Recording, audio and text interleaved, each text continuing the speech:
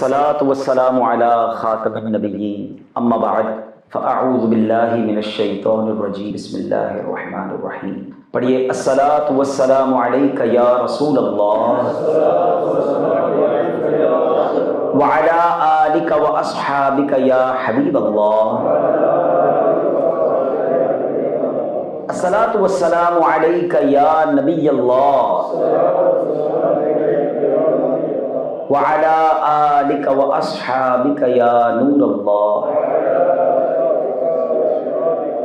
درود پاک کی ایک فضیلت سن لیتے ہیں. سرکار دو عالم صلی اللہ علیہ وسلم کا فرمان عالی شان ہے، جس کا مضمون ہے کہ جو کوئی شخص مجھ پر دن بھر میں 50 مرتبہ درود پاک پڑھتا ہے، کل بروز قیامت میں اس سے مصافحہ کروں گا.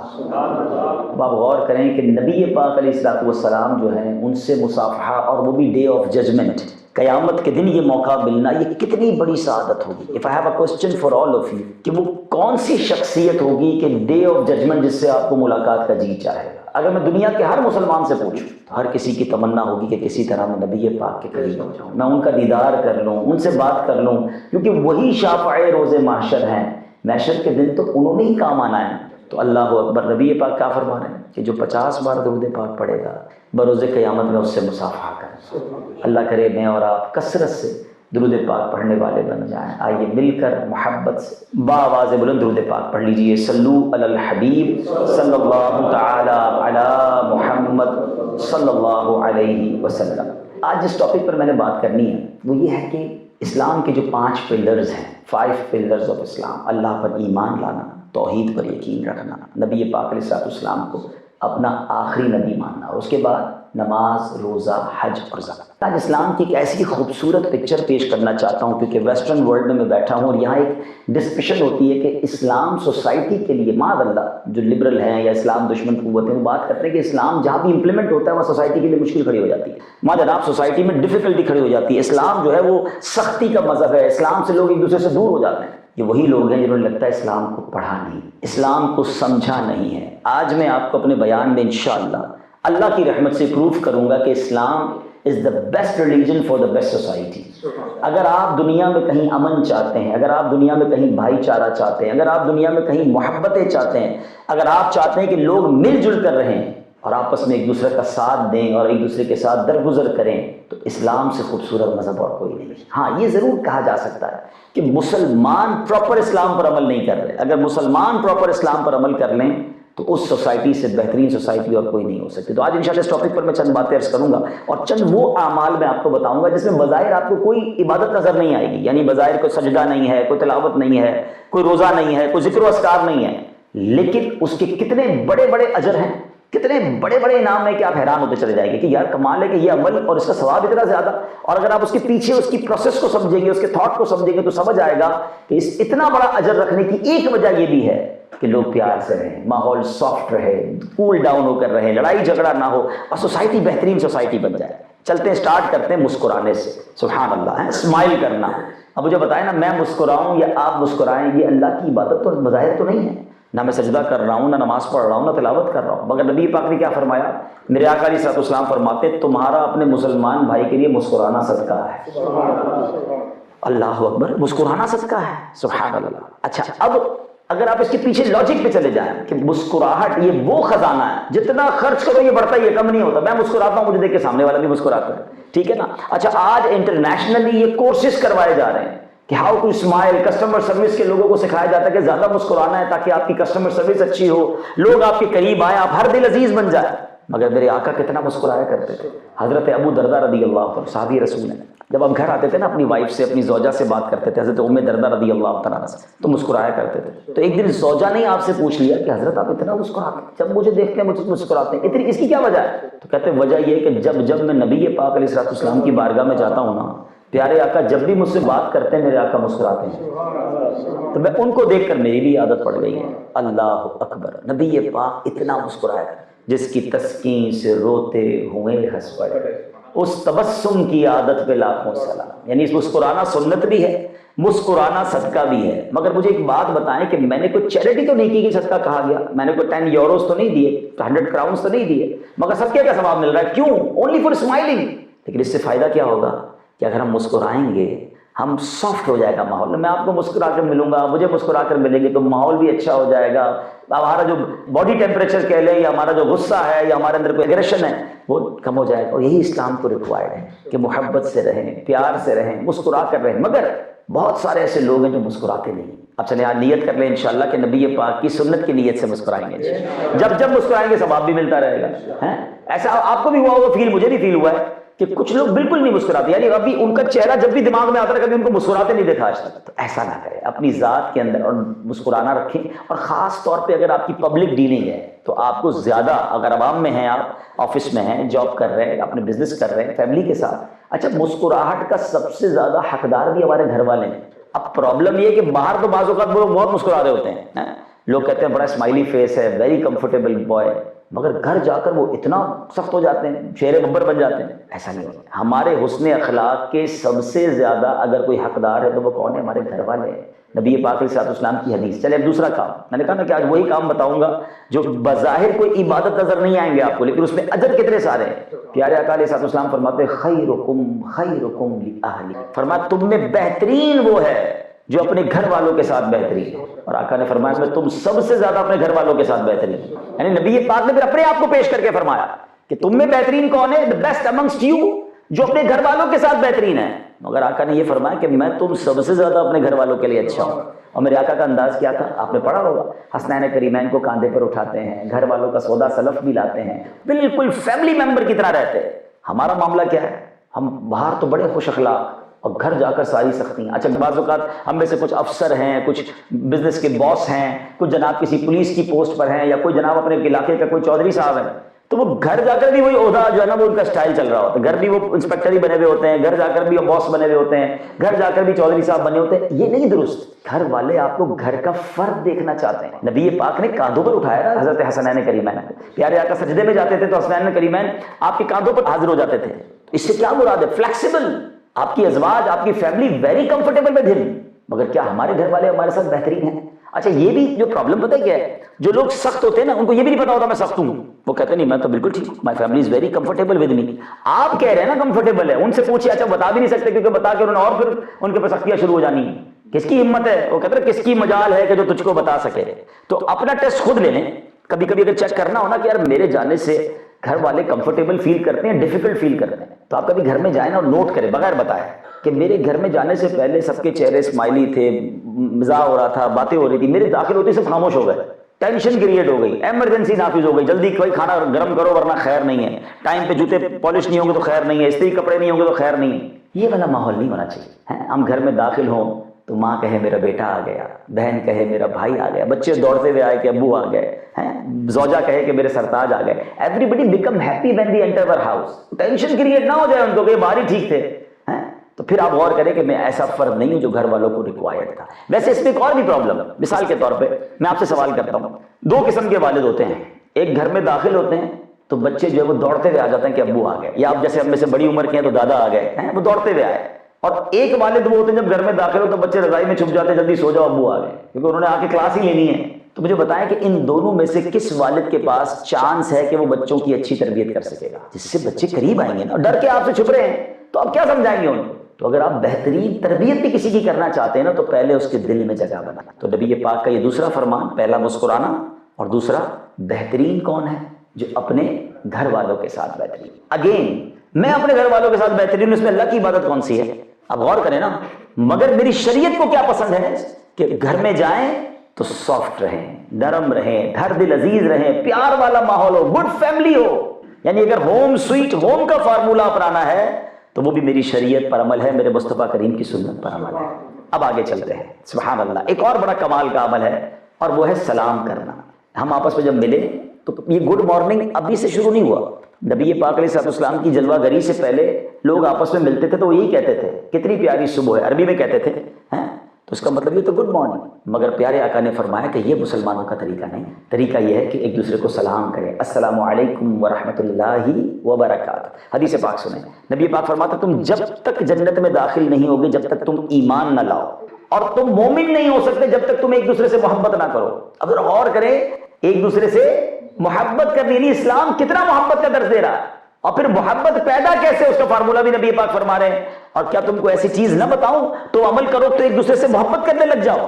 محبت پیدا کرنے والی چیز کیا ہے؟ نبی پاک فرماتے ہیں سلام کو عام کر، یعنی سلام اگر کوئی عام کرتا ہے تو سبحان اللہ ہوتا کیا ہے کہ اس کے دل میں مسلمانوں کے لیے محبت پیدا ہو جاتی ہے۔ تو یہی بات ہمیں سمجھنی ہے۔ اب ایک اور بڑی پیاری حدیث پاک سنیے گا۔ اچھا، اس حدیث میں مجھے اتنی پسند ہے یہ حدیث، لفظ ہے موتیوں جیسے، نبی پاک کے الفاظ تو سبحان اللہ۔ ہم کہتے تھے نا کہ وہ الفاظ کیسے تھے کہ وہ دہن جس کی ہر بات وحی خدا، چشمہ علم و حکمت پہ لاکھوں سلام۔ اعلیٰ حضرت ایک اور جگہ لکھتے ہیں نا، میں نثار تیرے کلام پر ملی یوں تو کس کو زبان نہیں، وہ سخن ہے جس میں سخن نہ ہو، وہ بیان ہے جس کا بیان نہیں۔ آپ پہلے عربی کے الفاظ سنیے پھر میں اس کا ترجمہ سناؤں گا۔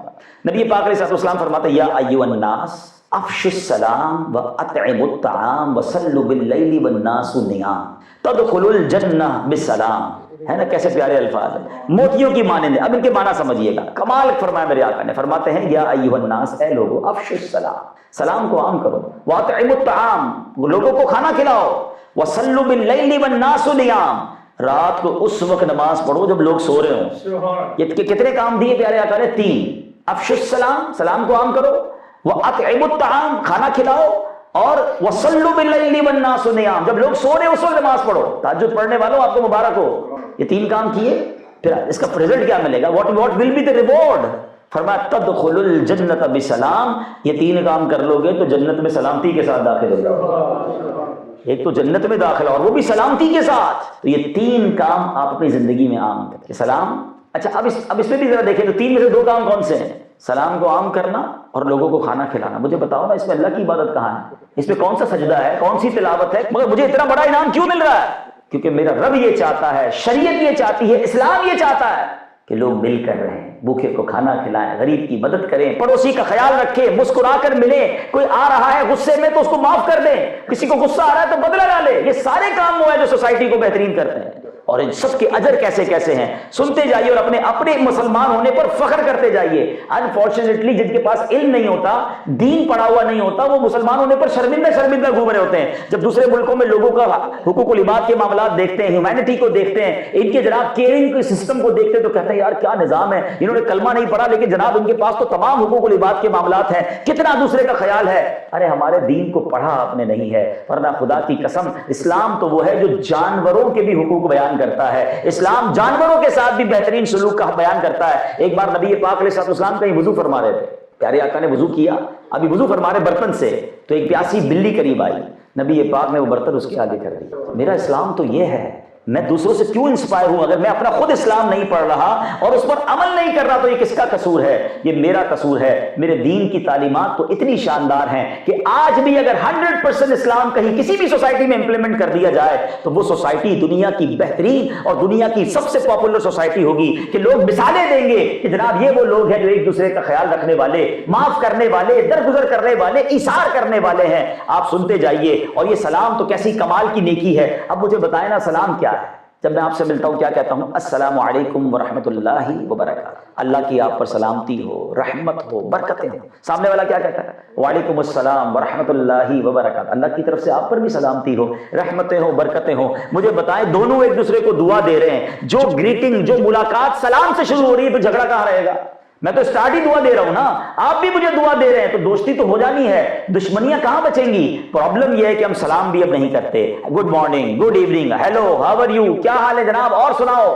مسلمان کی ابتدا ایسے نہیں ہوتی ہے۔ اچھا پھر سلام بھی پراپر کرنا نہیں آتا، السلام علیکم، السلام علیکم، اللہ کا نام ہے سلام، اللہ کا صفاتی نام ہے، دعا ہے اور اس کی برکتیں ہیں، 90 رحمتیں اسے ملتی ہیں جو سلام میں پہل کرتا ہے۔ سلام میں پہل کرنے کا کیا فائدہ ہے بتائیں؟ آپ جب سلام پہل کرتے ہیں نا تو اس کا مطلب آپ اپنے اندر تکبر کو ختم کر رہے ہیں۔ ہم اچھا اب بندہ کبھی کبھی سوچتا ہے کہ اتنا آسان ہے تو لوگ ایسا کرتے کیوں نہیں ہیں؟ آسان نہیں ہے جناب، شیطان دل کو قبضہ کر لیتا ہے، میں کیوں سلام کروں، میں بڑا ہوں، یہ چھوٹا ہے، یہ پہلے سلام کرے، میں امیر ہوں، یہ غریب ہے، یہ میرا ملازم ہے، یہ پہلے سلام کرے، میں سلام کیسے کر سکتا ہوں، میرا یہ مقام ہے۔ یہی میں تو ختم کرتا ہے سلام، کہ اگر سلام میں پہل کر دے تو اسے 100 میں سے 90 رحمتیں اسے ملتی ہیں جو سلام میں پہل کر دیتا ہے۔ اگر آپ کو یہ کہہ دیا جائے کہ آپ دونوں جب ملیں گے 100 یورو ملیں گے، مگر 90 اس کو ملیں گے جو سلام میں پہل کرے، اب بتائیں کون ہے جو پہل نہیں کرے گا؟ یا 90 یورو ہر سلام پر؟ مجھے بتائیں 90 یورو زیادہ یا 90 رحمتیں زیادہ؟ غور کریں۔ اور سبحان اللہ، ہم چاہتے نہیں نا دل سے تکبر ختم ہو. ایکچولی یہ علاج بھی ہے. علماء نے فرمایا کہ اگر کوئی چاہتا ہے میرے دل سے تکبر ختم ہو جائے تو سلام کو عام کرے, سلام میں پہل کرتا چلا جائے. جس کو جانے جس کو نہ جانے, السلام علیکم, السلام علیکم ورحمۃ اللہ, آپ آگے بڑھ کے سلام کریں. انشاءاللہ آپ دیکھیں گے آپ کا دل عاجزی کا پیکر بن جائے گا. اور مزے کی بات بتاؤں, وہ لوگ جو اس زوم میں ہوتے ہیں نا کہ میں کیوں سلام کروں, سامنے والا کرے, چھوٹی عمر کا ہے, کم پیسے والا ہے, میرا ملازم ہے, میں اچھا اس میں جو بظاہر مذہبی حلیے والا ہے اسے بھی اللہ پاک تکبر سے بچائے کہ یار یہ تو نماز بھی نہیں پڑھتا, میں نمازی, اس کو سلام کرنا چاہیے. نہیں, میں نبی پاک کا ایک انداز آپ کو بتاتا ہوں. سبحان اللہ, صلی اللہ علیہ وسلم. میرے آقا تو سب کے آقا ہیں نا. صحابہ کرام علیہ رضوان کہا کرتے کہ ہم جب پیارے آقا کی بارگاہ میں جاتے ہیں نا, اس سے پہلے کہ ہم سلام عرض کرتے نبی پاک سلام ارشاد فرماتے, میرے آقا سے بڑھ کر تو کوئی نہیں. اچھا صحابہ کرام کہتے کبھی کبھی تو پلان کر کے جاتے تھے کہ آج جا کر ہم نے پہلے سلام کرنا ہے, مگر کہتے کہ اس سے پہلے کہ ہم سلام کریں سرکار دو عالم علیہ السلام سلام فرما دیا کرتے. بلکہ علماء تو ایک اور عشق بھری بات فرماتے ہیں کہ اگر آج بھی کوئی مدینہ شریف چلا جائے, سنیے گا ذرا غور سے, روضہ رسول پر جائے, اس سے پہلے کہ ہم سلام پیش کریں پیارے آقا اپنی عادت کے مطابق آج بھی سلام میں پہل فرماتے ہیں. تیری عاجزی پہ لاکھوں, تیری سادگی پہ لاکھوں, ہو سلام عاجزانہ مدنی مدینے والے. اللہ کو پسند یہ ہے, شریعت کو پسند یہ ہے کہ محبتیں بڑھ جائیں, پیار بڑھ جائے, انسان تکبر نہ کرے, عاجزی کا پیکر ہو جائے. اور اس میں بھی نیکیاں کس طرح ہیں اب یہ بھی سمجھ لیجئے گا. اگر کوئی صرف السلام علیکم کہتا ہے تو 10 نیکیاں, ورحمت اللہ ملا لے تو 20 نیکیاں, اور وبرکاتہ بھی شامل کر لیں تو 30 نیکیاں ملتی ہیں. تو اب خود ہمیں لالچ ہونی چاہیے نیکیوں کی, اس سے آگے نہیں ہے. یاد رکھیے کچھ لوگ اس کے بھی آگے بہت بڑھا رہے ہوتے سلام, ایسا نہیں ہے. اب آگے چلتے ہیں, ایک اور کمال کا کام. میں صرف انہی کاموں کو آج آپ کے سامنے بیان کروں گا جس میں بظاہر آپ کو کوئی عبادت نظر نہیں آئے گی, مگر اجر کتنے بڑے ہیں اور اس کا کرنچ کیا ہے, اس کی سمجھیے کہ ضرورت کیا ہے کہ جیسے جیسے آپ یہ کام کرتے جائیں گے بیسٹ سوسائٹی بنتی جائے گی. حدیث پاک ہے تحادو تحابو, ایک دوسرے کو تحفے دو, اس سے تم میں محبت بڑھے گی. ایک دوسرے کو گفٹ دیں, اس سے محبت بڑھے گی. یعنی مسلمان ایک دوسرے کو پیار سے رہیں, محبت سے رہیں, اور یہ میرے اسلام کا طریقہ ہے. اور سبحان اللہ اگر اچھی نیت کے ساتھ تحفہ دیا جائے. اچھا تحفے میں بھی اگر انسان کا ذہن اور اچھا ہونا تو ایک اور کام کرنا چاہیے. چلیں بات چلی ہے کہ ہمارے یہاں کچھ بعض اوقات کچھ ریت رواج ہے, ہم وہی تحفے دے رہے ہوتے ہیں اور بظاہر وہ تحفے کسی کام کے بھی نہیں ہوتے. اب ہم کسی کے گھر جاتے ہیں, نارملی پہلا کیا تحفہ ملتا ہے, گلدستہ. اب ایک بندہ اس گلدستے کا کیا کرے گا, اور ایک ہی بندے کو 4 گلدستے دے دیں ہم, وہ بندہ ویسے بھی اگر ٹریولر ہے تو گلدستے لے کر کہاں جائے گا. اچھا یہ پیسے سے آتے ہیں, فری تو آتے نہیں ہیں. اس کی جگہ اگر اتنی ہی پیسوں کی آپ کوئی کتاب دے دیں, کوئی اسلامک بک دے دیں, وہ جب تک پڑھتا رہے گا آپ کو ثواب ملے گا. اچھا آپ نے کہہ رہے کتاب کے علاوہ کچھ دینا ہے, کوئی تسبیح تحفے میں دے دیں. اچھا اتنے بھی دے دیں گے تو وہ لگائے گا تو خوشبو ملے گی نا اسے. بعض اوقات ہم کچھ ایسے تحفے دیتے ہیں جو سامنے والے کے کسی کام کے بھی نہیں ہوتے, تو اس کی بجائے وہ تحفے دیں جو نیکیاں بڑھانے کا سبب بنے. تو بہت اچھا. اب امام صاحب کو تحفے کون سے دیتے ہیں لوگ, ایک یہ بڑا مسئلہ ہے. امام صاحب کو جس نے بھی دینا جا نماز دینی, یہ امام صاحب کو جا کر جناب انہوں نے وائٹ کپڑے کا سوٹ دینا ہے. اب امام صاحب کے پاس پتہ کتنی جا نماز بچھا کے وہ نماز پڑھیں گے. بھائی آپ کے گھر میں ایک جا نماز ہے, کئی سالوں سے آپ پڑھ رہے ہیں, امام صاحب کے 50 جمع ہو گئی ہیں, لیکن ہر بندے نے جا کے جانا ماں. امام صاحب کو آپ, میں سے مشورہ دیتا ہوں علماء کرام کو بالخصوص, جب بھی علماء کرام اور مسجد کے امام صاحب کو کوئی تحفہ دینا, بیسٹ یہ کہ انہیں کیش دے تاکہ ان کو جو لینا ہے وہ لے لیں. اب پتہ چلا آپ کسی کو سوٹ دے دیں, اس کے پاس سلائی کے پیسے نہیں ہیں. اچھا اب میں یہاں آپ کے یہاں تو چلیں پھر بھی ماشاءاللہ ویل آف ہوتے ہیں. میں پاکستان کی مثال دیتا ہوں, ہمارے یہاں کئی بیچارے کسی کے گھر میں بچے کے دوائی کے پیسے نہیں ہیں اور اس کو آپ نے 1000 روپے کا ہار بنا دیا, اس کو 2000 روپے کی جانماز دے دی. حالانکہ دونوں چیزوں سے اس کا کوئی کام نہیں ہوا, وہی 2-3 ہزاروں سے مل جاتا تو شاید اپنے بچے کو علاج کروا لیتے. تو اگر یہ سینس ہو جائے کہ ہمیں کسی کو تحفہ وہ دیں جس کی اس کو ضرورت ہو اور وہ اس کو استعمال کرے. جب آپ کوئی ایسا تحفہ دیکھیں جس کو وہ یوز کرے گا تو آپ یاد آتے رہیں گے کہ یار فلاں نے دیا تھا. میں مثال دیتا ہوں, ویسے تو یہ صرف سیکھنے کے لیے کہ پروڈکٹیو گفٹ, جیسے سب سے بیسٹ تو کتاب ہوتی ہے, کوئی دینی کتاب ہو جائے, تسبیح ہو جائے, عطر ہو جائے, کہ انسان اس کو یوز کرے تو آپ اسے یاد آئیں گے. اسی طرح جو روزمرہ کی چیزیں ہوتی ہیں. میں ایک بار پاکستان کے شہر لاہور گیا تو ایک چھوٹی عمر کا لڑکا تھا, چھوٹی عمر سے بعد بالغ تھا, وہ آیا اور اس نے مجھے میرے اپنی تھیلی پکڑا کے وہ چلے گئے. میں نے بعد میں اس میں کھولا, اس میں جرابیں تھیں. میں نے کہا یہ کیسا تحفہ دیا, اچھا لگا مجھے. اچھا میں ایک تھوڑے سے بعد پھر لاہور گیا تو پھر مجھے اس نے, تو میں نے کہا یہ آپ کیوں دیتے ہیں, کہہ رہے میری اپنی دکان ہے اس چیز کی. لیکن میں دیکھا میں جب جراب پہنتا مجھے بچہ یاد آ جاتا تھا. تو اب وہ تحفہ ہے کہ آپ کے یوز میں آیا نا, تو ہمیں کسی کو تحفہ دیں تو ایسا دیں جو اس کے استعمال میں ہو. لیکن میں واپس اپنے ٹاپک کی طرف آتا ہوں کہ تو بیسٹ اسلام کی جو خوبصورتی دیکھ رہے ہیں آپ کہ تحفہ دیں تو محبت بڑھے گی. اب ایک اور کمال کا کام, اور وہ ہے قرض دینا. اب قرض جو لون دینا ہے وہ کتنی بڑی نیکی ہے آپ کو پتہ ہے. نبی پاک علیہ الصلوۃ والسلام شب معراج کو تشریف لے گئے, آپ نے جنت کے دروازے پر لکھا ہوا دیکھا کہ صدقے کا ثواب 10 گنا ہے اور قرض کا ثواب 18 گنا ہے. تو نبی پاک نے جبریل امین سے پوچھا کہ اے جبریل، یہ 10 گنا تو صدقے کا ثواب اور قرضے کا 18 گنا کیوں ہے؟ کہا حضور مسئلہ یہ ہے کہ صدقہ تو ہر آدمی مانگ رہا ہوتا ہے، پتہ بھی نہیں چلتا کہ وہ جناب نیڈی ہے یا نہیں ہے. فرمایا قرضہ وہی لیتا ہے جو نیڈی ہوتا ہے، جو ضرورت مند ہوتا ہے. ایک شخص تھا، بڑا گناہگار تھا، اس کا انتقال ہو گیا. جب اس کا انتقال ہوا تو کسی نے خواب میں دیکھا کہ تمہارے ساتھ کیا معاملہ ہوا. کہتا اللہ نے میری بخشش فرما دی. کہا تجھے کیسے بخش دیا؟ تو بڑا گناہگار تھا. کہا گناہگار ضرور تھا مگر میری عادت تھی میں لوگوں کو قرضہ دیا کرتا تھا. ایک بندہ رکھا تھا جو پیسے وصول کرنے جاتا تھا، اس کو میں نے سمجھائی بھی تھی بات، دیکھ پہلے پیسے وصول کرنا، کوئی ملے نا پریشان اور مہلت مانگے تو اس کو مہلت دے دینا، اور تجھے لگے کوئی بالکل ہی کلاش ہو گیا ہے، بڑا ہی تندرست ہو گیا تو اس کو معاف کر دینا. مرنے کے بعد مجھے بتایا گیا کہ تو میرا بندہ ہو کر میرے بندوں کو معاف کرتا تھا، میں نے تیرے سارے گناہ معاف کر دیے. تو کبھی کبھی کوئی قرضہ معاف بھی کر دیا کرو، کبھی کوئی بیچارہ پریشان آئے تو اس کو تھوڑا ٹائم مزید بڑھا دیا کرے، اس نیت کے ساتھ کہ میرے ثواب کا میٹر جاری ہے. اب آتے ہیں ان لوگوں کی طرف کہ جو قرضہ لے کر بالکل ہی چینج ہو جاتے ہیں. یہ اتنا بڑا مسئلہ ہے کہ قرضہ لینے سے پہلے بندہ اور ہوتا ہے، قرضہ لینے کے بعد بندہ ہی بدل جاتا ہے. اتنی منتیں کر کے لیتا ہے، آپ فکر ہی نہ کریں، ٹائم پہ دے دوں گا، بس آپ کی بڑی مہربانی، میرے بچے بھی آپ کو دعا دیں گے. پیسے لینے کے بعد بندہ ایسا غائب ہوتا ہے کہ بندہ ڈھونڈتا ہے گیا کدھر، نہ فون اٹھاتا ہے میرا، نہ جواب دیتا ہے. تو یہ زیادتی ہے. یہ لوگ جو ایسا کرتے ہیں نا، ان کی وجہ سے ان لوگوں کو بھی اب قرضہ ملنا بند ہو گیا جو بیچارے نیڈی ہوتے ہیں. اگر آپ نے کسی کا قرضہ لیا ہے، سب سے پہلے تو جب لیں اس وقت دینے کی نیت ہو. اگر دینے کی نیت نہیں ہے تو ایک بات یاد رکھیے گا، آپ تو برباد ہوں گے، اللہ اسے نواز دے گا جس کے پیسے کھائے جاتے ہیں. آپ دنیا میں دیکھ لیں، جس کے پیسے کھائے گئے نا، اللہ نے اس کو تو کہیں سے دے دیا، جس نے کھائے ہیں وہ برباد ہو گیا. اور جس نے دینے کی نیت کی ہوتی ہے نا، روایتوں میں آتا ہے اللہ فرشتوں کے ذریعے مدد کرتا ہے، وہ بندہ قرضہ اتار دیتا ہے. تو اپنا قرضہ آپ جب بھی لیں، پہلی نیت یہ ہو کہ یا اللہ میں نے قرضہ اتارنا ہے، مجھے قرضے والی موت نہیں چاہیے. سرکار دو عالم علیہ السلام نے ایک بار ایک جنازہ پڑھانے سے انکار فرما دیا جب پتہ چلا کہ اس پر قرضہ ہے. تو یاد رکھیے ایسی موت اللہ ہمیں نہ دے کہ ہم پر کوئی قرضہ ہو. اگر قرضہ ہے تو پہلی فرصت میں اسے اتارنا چاہیے. اچھا کچھ لوگوں کا یہ بھی پرابلم ہے، سب کچھ ہوتا ہے قرضہ نہیں دینا، پھر بھی گھر میں سامان بھی ہے، سارے گھر کے کام چل رہے ہیں، گھومنا پھرنا بھی چل رہا ہے، حج عمرے بھی چل رہے ہیں، اور پیسے نہیں لوٹانے. اب اس کا بھی فارمولہ سن لیں کہ جس کے پاس مال ہوتے ہوئے اگر وہ قرض نہیں لوٹا رہا تو اس کو روزانہ ہر لمحے گناہوں کا میٹر جاری ہے. ہاں اس کو تو نیکی مل رہی ہے، جتنے پیسے دیے اس کو روز ثواب مل رہا ہے، اور جو نہیں دے رہا، جان بوجھ کر نہیں دے رہا، تنگ کر رہا ہے، تو اب اسے ہر گھڑی گناہ مل رہا ہے. تو یہ سوچ لے کہ یہ اللہ کی بارگاہ میں کیا منہ دکھائے گا. اور قرضے کا بوجھ لے کر گیا تو ادھر تو پیسے دینے ہیں نا، ادھر نمازیں دینی پڑیں گی. ہاں قیامت کے دن ایسا نہیں ہوگا کہ آپ کہیں گے یا اللہ میں اس کے 1 لاکھ روپے دینے اب قیامت والے دن دے رہا ہوں. نہیں، ادھر نمازیں دینی پڑیں گی، نیکیاں دینی پڑیں گی. اعلیٰ حضرت فرماتے ہیں جو کسی کے 3 پیسے جان بوجھ کر دبا لے اس کو بروز قیامت 700 با جماعت نمازیں دینی پڑ جائیں گی. ادھر تو لاکھوں روپے کھا جاتے ہیں، اب بولتے ہیں بھائی کچھ بھی نہیں کوئی کر سکتا. ٹھیک ہے کوئی کر نہیں سکتا مگر اللہ کی بارگاہ میں انصاف ہوگا. تو اب آپ غور کیجیے کہ قرضہ دینا کون سی بظاہر عبادت ہے، کون سا سجدہ ہے، کون سا روزہ ہے، مجھے بتاؤ نا، کون سی تلاوت ہے، مگر میرے اللہ کو پسند کتنا ہے، شریعت کو پسند کتنا ہے کہ آپ کسی کی مدد کر دیں، کسی کو قرضہ دے دیں، آپ کو ثواب مل رہا ہے نا. بیسٹ سوسائٹی کے لیے بیسٹ ریلیجن یہ ہے میرا اور آپ کا پیارا مذہب. اب آگے چلتے ہیں اسلام میں کیسی کیسی جناب جو ہے نا. چلے وظیفہ بھی لے لیں. مولا علی شیر خدا کو نبی پاک علیہ السلام نے فرمایا کہ اے علی میں تمہیں ایسی بات نہ بتا دوں، ایسا وظیفہ نہ بتاؤں کہ نبی پاک نے فرمایا کہ جس کی وجہ سے تم پر پہاڑ جتنا قرض ہو تو وہ بھی ادا ہو جائے. تو آئیے مل کر پڑھ بھی لیتے ہیں. اللہم اکفنی بحلالک عن حرامک واغننی بفضلک عمن سواک.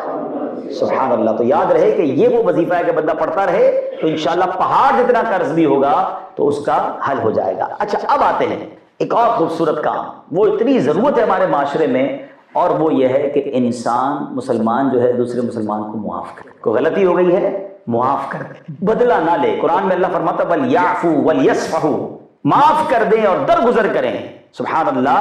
نبی پاک علیہ السلام کے پیارے غلاموں سنو، ایک حدیث پاک ہے کہ حضرت موسیٰ علیہ السلام نے بارگاہ الہی میں عرض کی اے میرے رب تیرا کون سا بندہ تیرے نزدیک زیادہ عزت والا ہے. آپ بھی چاہتے ہو نا اللہ کے نزدیک عزت والے ہو جائے. اصل میں ہمارا ایک اور فینومنا بڑا عجیب ہو گیا ہے کہ ہمیں لگتا ہے کہ عزت والا وہ ہے جس کی جناب فالوور زیادہ ہیں، جس کے لائکس زیادہ ہیں، جس کے جناب ووٹ زیادہ ہیں، جس کو معاشرے میں گاڑیاں زیادہ ہیں، جس کے پاس پیسے زیادہ ہیں. ہم نے عزت والے کا کانسیپٹ ہی اور بنا لیا. بالخصوص کی جو سوشل میڈیا کی وجہ سے عزت ڈھونڈ رہے ہیں نا، پہلے ایک بات آج سمجھ لیں، بالخصوص میرے ینگسٹر جو یہاں بیٹھے ہیں، عزت کہتے کس کو ہیں؟ عزت اور شہرت میں پہلے فرق سمجھیے گا. شہرت اور چیز ہے، عزت اور چیز ہے. اگر پاپولیرٹی کی بات کریں نا تو سب سے زیادہ دنیا میں مشہور شیطان شاید پہلے دوسرے نمبر پہ ہوگا. کون ہے دنیا میں اس کو نہیں جانتا؟ شہرت ہے، عزت ہے نہیں ہے نا. فرعون کو کون نہیں جانتا؟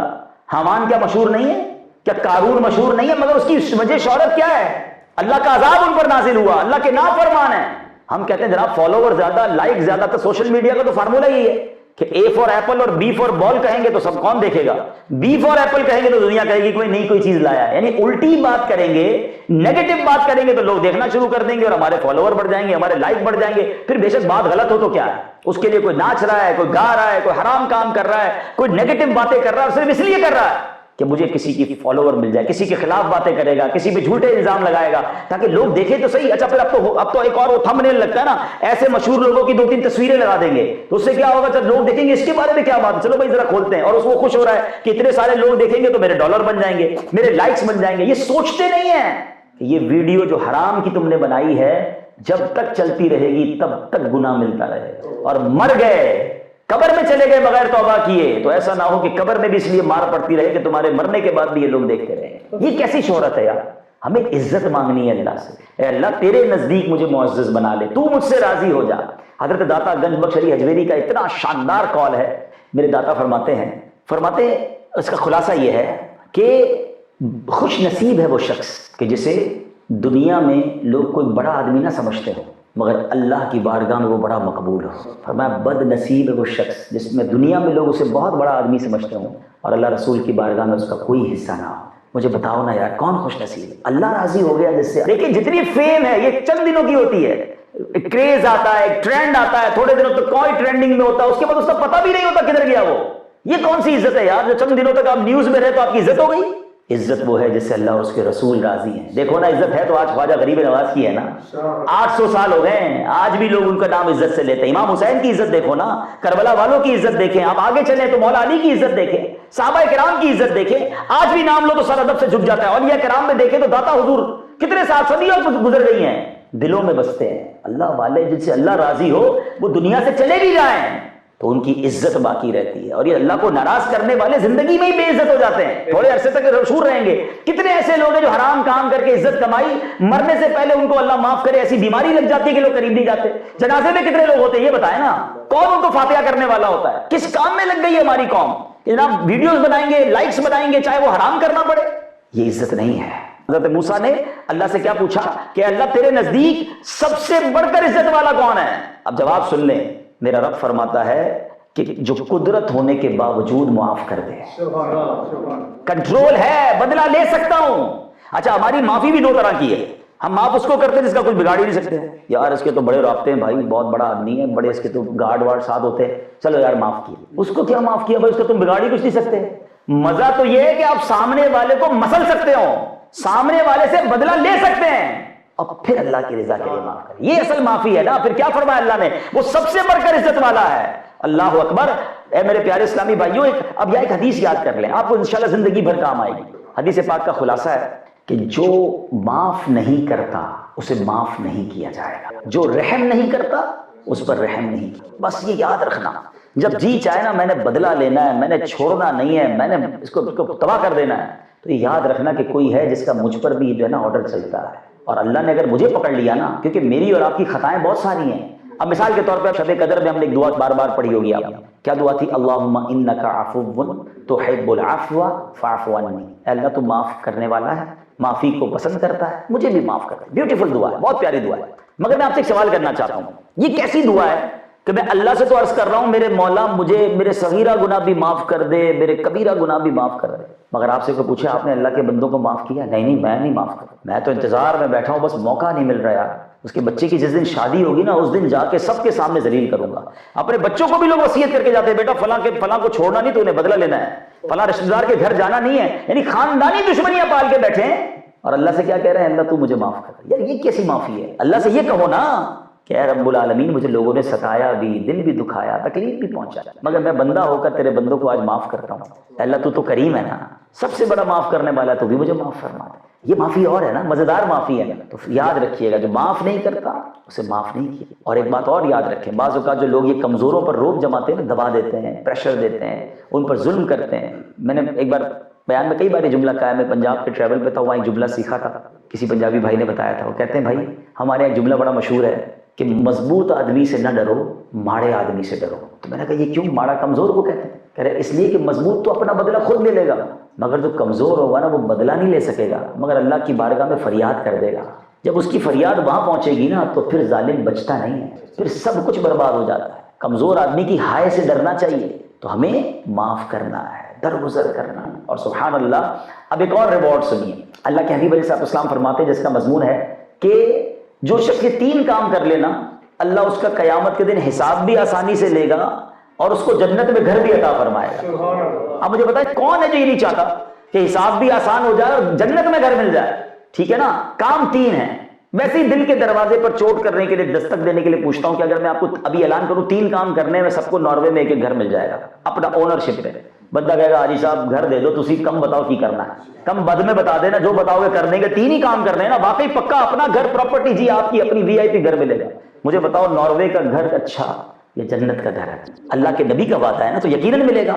حساب بھی آسان ہو جائے گا. اب کام 3 ہیں، تھوڑے مشکل ہیں، میں نہیں کہوں گا آسان ہے لیکن کر سکتے ہیں آپ. کیا فرمایا؟ جو تمہیں محروم کرے تم اسے عطا کرو، جو تم پر ظلم کرے تم اسے معاف کر دو، جو تم سے توڑے تم اس سے جوڑو. یہ 3 کام کر لو. فائدہ کیا ہے؟ اللہ حساب آسانی سے لے گا اور جنت میں گھر بھی عطا فرمائے. سودا مہنگا تو نہیں ہے نا؟ سچ بتاؤ ہے؟ جنت کا گھر کوئی ایکسپائری ڈیٹ نہیں ہے اس کی، یہاں تو مرنا ہے میں نے اور آپ نے، ادھر موت بھی نہیں ہے، ہمیشہ ہمیشہ جنت میں رہیں گے. تو بس صرف کرنا کیا ہے؟ ہو جائے کسی مسلمان سے غلطی، معاف. زیادتی کی ہے، درگزر کر لیں. اس نے مجھے رشتہ داری توڑی ہے، میں جوڑ لوں. وہ مجھے نہیں دے رہا، میں اسے دینا شروع کر دوں. ہم کہتے ہیں میں بھی تحفہ نہیں دوں گا، اس کے گھر گیا تھا اس نے بھی تحفہ نہیں دیا تھا. میں اپنے بچے کی شادی میں اس کو نہیں بلاؤں گا، انہوں نے نہیں بلایا تھا. بھائی اس نے محروم کیا نا، آپ عطا کریں. اچھا اب دوبارہ آ جاتا ہوں اسی ٹاپک کی طرف. ان 3 چیزوں میں اللہ کی عبادت بظاہر کون سی ہے؟ کون سا سجدہ ہے؟ کون سی تلاوت ہے؟ کون سے جناب اس کے اندر روزے ہیں؟ محروم کرنے پر عطا کرو، ظلم کرنے پر معاف کرو، جو تم سے توڑے اس سے جوڑو. بتاؤ اگر یہ کرنا ہم شروع ہو جائیں تو سوسائٹی کیسی ہو جائے گی؟ معاشرہ کتنا پیارا ہو جائے گا، پیار کتنا بڑھ جائے گا. یہ ہے میرا اسلام جو میں بار بار آپ کو بتانا چاہ رہا ہوں کہ اپنے مسلمان ہونے پر فخر کریں اور اس کو پڑھیں، اسلام کو عمل کریں. اسلام سے بڑھ کر سوسائٹی کے لیے بہترین مذہب کوئی اور نہیں. میں بس تو بہت ساری باتیں 2-3 باتیں سپیڈلی عرض کر دیتا ہوں. میں کسی کو پانی پلاؤں کون سی عبادت ہے؟ کھانا کھلاؤں کون سی عبادت ہے؟ بظاہر کسی بے لباس کو لباس پہنائے، اللہ اس کو جنت کے لباس پہنائے. اٹ مینز ایک دوسرے کا لوگ ہاتھ پکڑے، ایک دوسرے کی مدد کرے. پڑوسیوں کے حقوق کتنے پتہ ہے؟ ایک بار نبی پاک علیہ السلام صحابہ کرام علیہ رضوان کو حقوق بیان کر رہے تھے. پڑوسی اتنے حقوق بیان کیے، اتنے بیان کیے کہ ایک صحابی نے کہا مجھے ایسا لگا کہ آج نبی پاک لگتا ہے پڑوسیوں کا ورثے میں بھی حق بیان کر دیں گے، اتنے حقوق ہیں. مجھے بتائیں نا کہ میں اپنے پڑوسی کا خیال رکھوں، یہ اس میں اللہ کی کون سی عبادت ہے؟ بظاہر، مگر یہ اللہ کو پسند ہے کہ 2 مسلمان اگر ساتھ رہ رہے ہیں ایک دوسرے کا خیال رکھیں، ایک دوسرے کی قدر کریں. تو اس طرح کی کتنی عبادتیں، کتنے ایسے کام ہیں کہ ہم اگر یہ کرتے چلے جائیں تو میرا رب راضی ہو جاتا ہے. ایثار کتنی بڑی نیکی ہے پتہ ہے؟ ایثار کس کو کہتے ہیں؟ مجھے بھی چاہیے اور آپ کو بھی چاہیے، کسی مسلمان کو چاہیے اور ہمیں بھی چاہیے. ہم وہ اپنے سے پہلے اپنے اوپر پریورٹی دے کے کسی مسلمان کو دے دیں. فرمایا جو ایثار کرتا ہے اللہ اس کی بخشش فرما دیتا ہے، بخشش کا پروانہ ہے. اور صحابہ کرام میں ایثار پتہ ہے کیسا تھا؟ ایک بار ایک صحابی رسول کے گھر پہ سری، بکرے کا جو سر ہوتا ہے نا، وہ تحفے میں آئے. عرب کے لوگ اسے بڑا پسند کرتے ہیں. صحابی رسول کے گھر آئی تو آپ نے سوچا کہ مجھے پسند تو ہے لیکن میرے برابر میں میرا بھائی رہتا ہے، وہ زیادہ خوش ہو جائیں گے، ان کو زیادہ ضرورت ہے. وہ تحفہ انہوں نے ادھر بھجوا دیا. جب ان کے گھر میں گیا تو انہوں نے سوچا کہ انہوں نے کہا مجھے تو پسند ہے لیکن میرے برابر میں پڑوسی کے گھر بھجواؤں، وہ زیادہ خوش ہوں گے. روایتوں میں آتا ہے 7 گھروں سے گھوم کر پھر پہلے صحابی کے گھر پہ پہنچے. Everybody want to sacrifice, اگلے کا بھلا، دوسرے کا بھلا. کہ آج ہمارے اندر یہ عادت ہے. ہمارے مولانا ضیاء الدین مدنی رحمۃ اللہ تعالیٰ علیہ، امیر اہل سنت کے پیر و مرشد، وہ ایک واقعہ سناتے ہیں. فرماتے ہیں کہ پہلے کے مدینے کے لوگ کیسے ہوتے تھے. فرمایا ایک مدینے پاک کے بزنس مین کے پاس ایک شخص گیا اور جا کر کہتا ہے حضور یہ کپڑا مجھے چاہیے، مجھے ذرا دے دیجیے. آرڈر دیا اس نے. تو انہوں نے کہا میرے پاس یہ کپڑا ہے جو آپ مانگ رہے ہیں، مگر میری صبح سے سیل بڑی اچھی ہو گئی. یہ سامنے جو میرے بھائی کی کپڑے کی دکان میں دیکھ رہا ہوں صبح سے فارغ بیٹھا ہے، آپ اس سے یہ آرڈر لے لیں تو اس میرے بھائی کا بھی بھلا ہو جائے. یہ ہے اسلام. اور آج حال کیا ہے؟ کسی کی دکان سے ہو کر کے ہمارے پاس آ جائے، ارے بھائی ادھر کدھر چلے گئے، وہ تو 2 نمبر آدمی ہے، کبھی مت جانا بھائی اس کے پاس. ہم سے کوئی کسی اور مسلمان کا پوچھے تو اس کی برائی بیان کرنی ہے. اصل میں ہمارے مائنڈ سیٹ میں یہ بیٹھ گیا کہ جب تک یہ نیچے نہیں ہوگا میں اوپر نہیں ہوں گا، اس سے چھن کر مجھے ملے گا تو مجھے ملے گا. یہ ہے ہی بے وقوفی، یہ حسد نہیں تو کیا ہے؟ ایثار یہ ہے، ہمیشہ یاد رکھے کسی کے روزگار بڑھنے سے آپ کا روزگار کم نہیں ہو سکتا. جو میرے نصیب میں ہے وہ مجھے مل کر رہے گا، جو میرے نصیب میں نہیں وہ مجھے کوئی دے بھی نہیں سکتا. تو ہمیں دوسروں کا بھلا سوچنا ہے. بڑا پیارا ایک جملہ یاد کر لیجئے، کام آئے گا. سب کا بھلا سب کی خیر، سب کے بھلے میں اپنی خیر. ذرا مل کر دہرا لو، سب کا بھلا سب کی خیر، سب کے بھلے میں اپنی خیر. آپ دوسروں کا بھلا سوچیں، آپ کی خیر ہی ہونی ہے. اور جو دوسروں کا برا سوچتے ہیں نا، وہ اپنی کھودے ہوئے گھڑے کے اندر جا کے گر جاتے ہیں. حسد اسی چیز کا، برائی کا نام ہے. پازیٹو سوچیں، اچھا سوچیں. اللہ کریم ہے، اللہ نے اس کو دیا وہ آپ کو بھی دے سکتا ہے. آپ یہ کیوں سوچتے ہیں اس کا چھینے گا پھر مجھے ملے گا؟ نہیں جناب، میرا رب کے خزانے بھرے ہیں. وَتُعِزُّ مَن تَشَاءُ وَتُذِلُّ مَن تَشَاءُ بِيَدِكَ الْخَيْرُ. بہرحال میرا وقت پورا ہو گیا، ورنہ تو ایسی ایسی باتیں دماغ میں مزید آ رہی ہیں کہ کتنے ایسی نیکیاں ہیں کہ بظاہر اس میں کوئی اللہ کی عبادت نظر نہیں آتی ہے، مگر کہیں مغفرت کے وعدے ہیں، کہیں جنت کے وعدے ہیں، کہیں شفاعت کے وعدے ہیں، کہیں نیکیوں کے وعدے ہیں، کہیں رحمتوں کے نزول ہو رہا ہے، کہیں برکتیں مل رہی ہیں، اللہ کی رضا مل رہی ہے. تو سبحان اللہ، کیسا پیارا مذہب ہے. مسئلہ یہی ہے کہ میں دین سے دور ہو کر اگر اسلام کو سمجھنے کی آپ کوشش کریں گے، سمجھ نہیں آئے گا. اسلام کو پڑھیں، اسلام کے اندر آئیں، پریکٹسنگ مسلم بن جائیں. آخری بات، اس بات کو اور اچھے انداز سے سمجھنے کے لیے ہم پر دو بڑے حقوق ہیں، حقوق اللہ اور حقوق العباد. ٹھیک ہے، حقوق اللہ کیا ہے؟ میرا اور اللہ کا معاملہ ہے، نماز ہے، روزہ ہے، ٹھیک ہے، تلاوت قرآن ہے، میں زکوٰۃ دیتا ہوں، گناہوں سے بچے